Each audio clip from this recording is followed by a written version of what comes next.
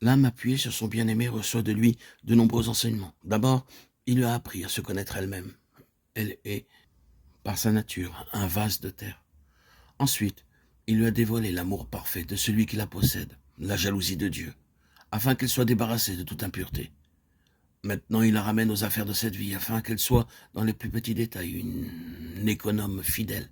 La vie d'union avec lui doit être manifestée dans chaque parole, chaque regard, toute action. L'Esprit céleste doit la pénétrer complètement, même en ce qui semble le moins important. Le Seigneur est fidèle, et il révèle sa pensée en toutes choses à ceux qui s'attendent à lui, à tout instant du jour. Je t'instruirai et t'enseignerai le chemin par lequel tu dois marcher. Psaume 32:8. Ceci doit être vrai des choses les plus petites comme les plus grandes, et l'âme qui marche avec lui, appuyée sur son bien-aimé, a l'intuition de ce qui est digne de Dieu. Elle va de lumière en lumière, discernant toujours mieux la pensée du Seigneur dans les choses pratiques de la vie quotidienne. Ce qu'on a nommé le côté séculier de l'existence devient pour elle les affaires extérieures du roi. L'âme rachetée est maintenant dans l'intimité du bien-aimé. Les intérêts du roi sont les siens aussi.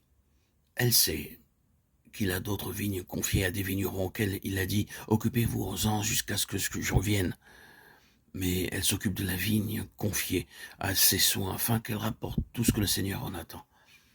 Elle regarde à lui pour qu'il lui enseigne à travailler habilement de façon intelligente.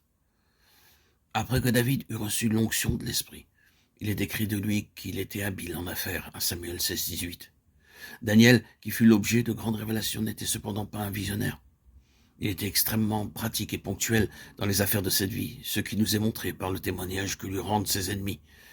Il renonce à trouver Daniel en faute dans la manière dont celui-ci exerce sa charge de ministre. Le roi Salomon doit avoir ses revenus, dit-elle. Mais parce qu'elle marche avec Dieu et parce qu'elle a la pensée du Seigneur, comprenant ce qui est digne de lui, elle sait qu'elle doit être juste, sans doute, mais aussi généreuse pour ceux qui récoltent les fruits sous son contrôle.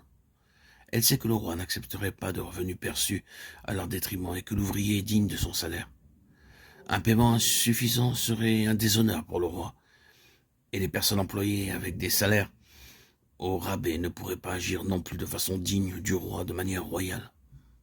Enfin, des conséquences éternelles sont attachées à la manière dont elle exerce la charge qui lui est confiée.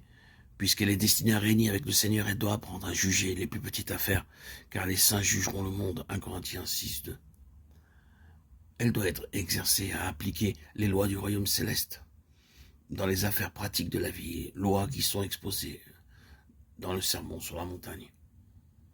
Bien-aimés, si notre cœur ne nous condamne pas, nous pouvons nous approcher de Dieu avec hardiesse, et quoi que nous demandions, nous le recevons de lui. 1 Jean 3:21.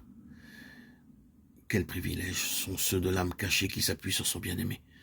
Si vous demeurez en moi et que mes paroles demeurent en vous, dit-il, demandez tout ce que vous voudrez, et cela vous sera accordé. Jean 15:7.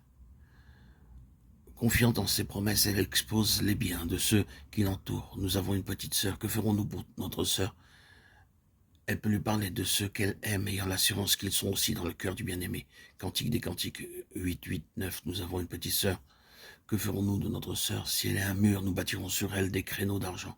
Si elle est une porte, nous la fermerons avec du cèdre. Il répond, nous bâtirons sur elle des créneaux, ou bien elle sera lambrissée avec du cèdre. C'est-à-dire, nous agirons avec elle selon ses aptitudes.